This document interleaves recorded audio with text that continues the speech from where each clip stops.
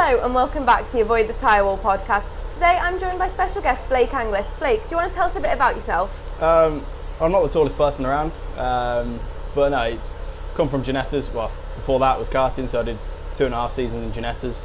Got close to winning the GT4 or Super Cup Championship in 22, but I got pipped by 3 points. But no, it was a good clean fight back then, so managed to make the step up to British GT this year, which has been good.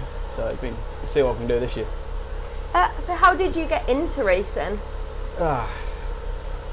When I was 11, obviously always had an interest in cars and driving fast. Had a karting party and it all went downhill from there, and I am where I am today. So yeah, it was started quite late in karts and everything, but it was the progression and just working on through it has been quite fast. It says, do you think that the transition from Ginetta GT to the Mclaren Was difficult? Yeah, do you think it was difficult? It was different because obviously the Ginetta's front engined, and the McLaren's sort of mid-engine, so it's a different on weight. It is different, but I haven't found it too hard to adapt. I mean, this is my 4th day in the car, so I haven't done much seat time, but I think it hasn't been too bad from what I found. What is your workout programme like? Eat, sleep, train, repeat. 5 days a week in the gym. Fortunate enough, my little sister Bria, she comes along with me, so I got her on it as well. And it's the generic push-pull legs, and just spice it up a little bit with a bit of cardio here and there. I like to swim and all that. So, what advice would you give to racers just starting their careers? I think unless you've got loads of money, you're not going to go to F1. But you got to find a path that you enjoy. As long as you enjoy it, that's the main thing. It doesn't matter what level you get to, what level you're at. It's just about enjoyment. What is the best motorsports related movie? I've been watching Le Mans 66 quite a bit on Netflix at the minute. I do love a good American V8, but yeah, Le Mans 66, Rush, all of them. Who has been the biggest supporter in your career? I think there's 3 main men who've helped me get to where I am today, and that's my dad being number 1, Mick Barrett and Nathan Freet. Without all of them combined, I would not be where I am at all. Which circuit are you most looking forward to racing this year? I think it's going to be the obvious one, Silverstone, but Spa, I think I've never been there. I'm really looking forward to it. It's a new place. Yeah, I think it'll be good. See what the weather's like as well. On the back of that, what's the worst track you've ever been to? I wouldn't quite say worst. Probably my Achilles heel has been Oulton, so it's a bit of a baptism of fire being here for the first round of the season. But we're all human. We've all got our best and our worst, so it's just a case of making our worst as good as we possibly can. So we'll see how the rest of the weekend goes. If you could choose anyone, and they are dead or alive, as your teammate, who would you choose? I'd have to choose my little sister. Oh, fair enough. We've got some plans of a brother-sister pairing in British GT in a few years to come.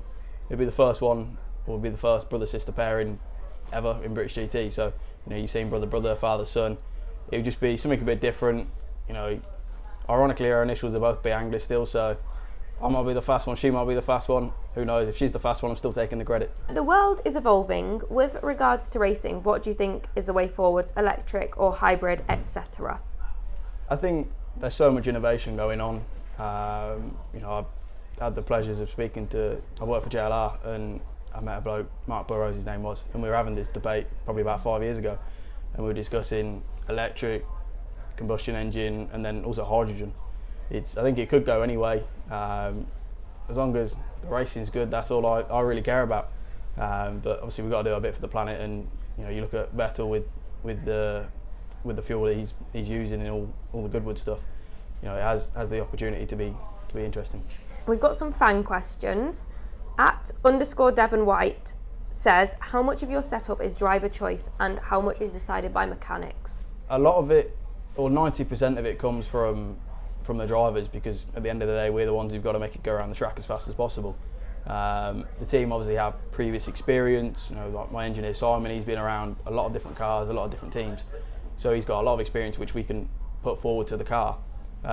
So like for the first session out, we'll have a base setup that they probably found works for other drivers previously, and then we'll take it from there. So like today we've tried different things to yesterday, and we found a massive chunk of time. So it's just little things like that. A lot of it has come from me and Alex. So it's just the case of maximising the package that we have and making the best out of it. Is it a little bit more like awkward with the two drivers? Because obviously, like, you might have different requirements. It can be. You know, we're fortunate. Me and Alex are basically the same way. Very similar driving style. So we both push the car in a direction that we want. So it has worked for both of us. You know, I wanted to try something this morning. He didn't like it, so we changed it back. But between the two of us, we're still able to get a decent result out of the car. At Fury9176 says, what was your most intense and frightening driving experience? Probably going out for about 2 laps with my sister and a Ginetta Junior. I've never been so scared for my life. I'll never get in a car with her ever again. So I'm sure she says the same about me. At almost.h_ says, can you walk us through a typical race day routine? Try and get as much sleep as possible. I'm a sucker for saying I'll be there at 7:30. I won't be there at 7:30. I'll roll out of bed at 7:30. You know, it's a case of getting there, getting breakfast. Fortunately, we stay in a motorhome, so I can have an extra 15 minutes in bed. Take that as you wish. Getting up, getting breakfast, go down and see the team, speak to them what the plan is for the day, and then just, you know, FP1 if it's a practice day, FP1 debrief, more food. FP2 debrief. For me, I have a little nap in the middle of the day because I'm a little child. Nap, and then, you know, today qualifying, and now we'll go through the sessions, do the debrief, and then see what we're going to try for. I keep saying tomorrow's race, but it's Monday's race. Landon.kirby_off says, what's the biggest lesson you've learned from racing? You just got to enjoy it.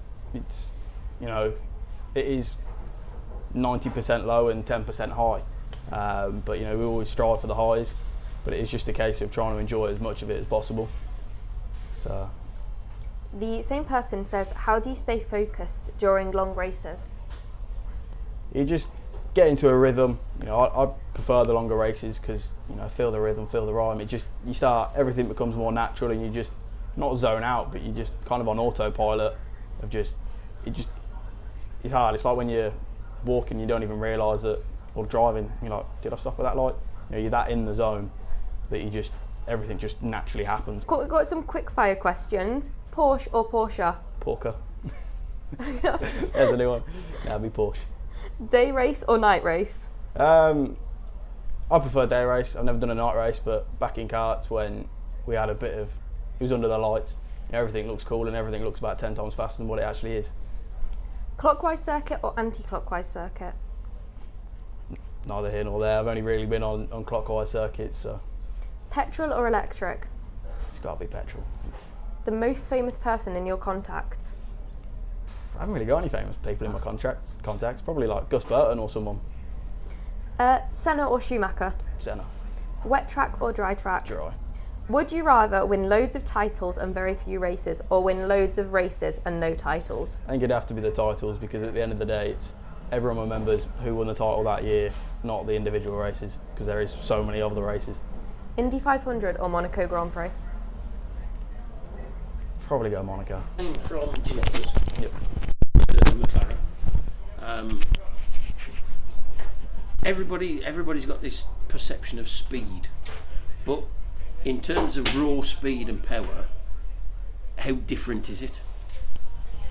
You know, the Ginettas I were in were a GT4 drive car, so the transition from the Ginetta to the McLaren, it's okay. The McLaren's a bit more power, but I think from the GT Pro race last year, it's probably another 150 horsepower. But the Super Cup the year before, it's only 100. So you know, you do notice it maybe a little bit on the speed, but when you're on a track, you don't really notice how fast you're going. So with a true GT4 car, it is heavier than what I raced before. So you do notice the weight difference, but all in all, I remember the first time I got in the Super Cup car, it was like I went from a GT5, which is only 150 horsepower. It was like, oh, this is like warp speed when I got on the throttle out the pit lane. So I did notice that, but from the Ginetta to the McLaren, not so much. Okay. What What BHP were you pulling in the Ginetta? The Super Cup was 370 and I think the GT Pro was 310. And the McLaren is? At 450, 460. It depends on... Not a huge jump then, as you say. But you've gained probably another 200 kilos in weight. Yeah. So. And I suppose front engine to mid engine as well, that throws you out completely, doesn't it? A bit, yeah. It's, you know, I like, from what I've driven, it's car on the nose, a rear end that is... It's stable, but it moves. So whereas the McLaren, we've got to really make the front work and try and get the rear to move with it. But again, it's two different cars. They've both got different driving styles, so they generate the lap time slightly different. Okay. You said you work at JLR. What's your daily job? I'm a maintenance engineer. Oh, right, okay. So I work in FA3 at Solihull, where they build the Range Rover and Range Rover Sport. Yeah. You know, went straight from school into the apprenticeship.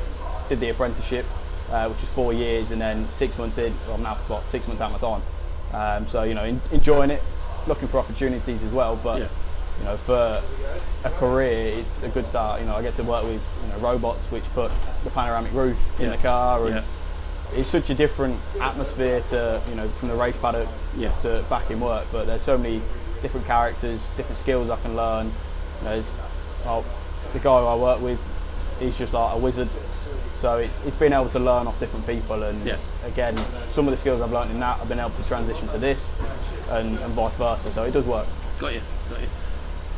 You've just had a busy race weekend, for argument's sake. You've done all your debriefs. It's time to go home. Are you driven home, or do you drive yourself home? I'm normally driven home, but I have drove home myself. It is, you know, going from a left-hand drive to a right-hand drive, you're going to readjust and remember there's a speed limit, rather than just absolutely gunning it and not realising how fast you're going. You know, it can catch you out. But that was the next part of the question. That it was, can you be caught out? Can you still put yourself in the racing mode, or do you have to take a step back? And you have to take a step back and kind of go, right, that's for the track, that's for the road. You know, on the road it's about being as safe as possible, really. You know, the amount of people that get killed trying to drive fast, it's not a place to drive fast. So it has saved me from a few crashes. You know, just the reaction time, and you know, normal people wouldn't see it coming, but you've already preempted it, so you're like, oh, okay, avoided that. So it does come in handy. You're just more experienced as a driver. So it's just a case of winding it back a bit.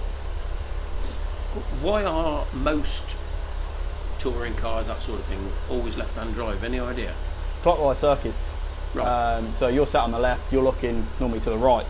Ironically, I had this conversation yesterday. If you're in a right-hand drive, you've got an A-pillar right in your view. You can't see round the corner. So you sat on the left-hand side of the car, you can see round the corner. That's what I'm led to believe anyway. It sounds good. I was on the understanding that it was better balanced if it was a left-hand drive car for some reason. Don't know why. If you go back to when I was in Super Cup, I was in a right-hand drive. So a track like Thruxton, which is basically a big flat out oval. The right hand drives were about half a second quicker than the left hand drives, because the driver's weight is on the inside. So it's not, the car's not like that, it's more level. So it can be quicker, as shown in that, but I think over the course of maybe a championship, it's what you gain, what you lose, neither here nor there. But thank you for watching this week's episode of the Avoid the Tyrewall podcast, and thank you to Blake for doing this interview. See you next week. Bye.